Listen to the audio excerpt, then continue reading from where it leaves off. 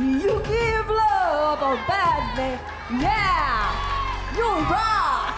You give love. Clash panel, ano po ang masasabi ninyo?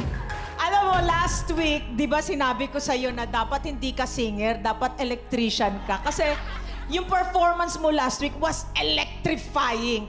Pero palagay ko, ang masasabi ko sa'yo ngayon, hindi ka na kailangan maging electrician, kailangan mo maging psychiatrist. Kasi nasiraan ako ng ulo sa performance mo. Iba ka.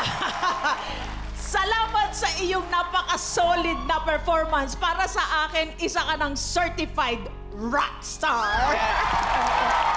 You give love a bad name. Alright. Alam mo, iniisip ko lagi kung ano ba yung nasa loob ni Alfred na tumatayo pa lang siya, sumasaya na yung mga tao, tinataas pa lang ang kamay niya, nagwawala na, hindi ko maintindihan. It's an energy, Magic. it's joy, it's love, it's loving yourself, loving what you do, loving the stage, loving the audience, all that combined. Yun ang nafe-feel namin na energy, hindi ka pa nagsasalita, hindi ka pa kumakanta. So, keep that up, ha? No matter where this leads, finals or wherever, keep that up. Keep on defying the odds. Thank you po.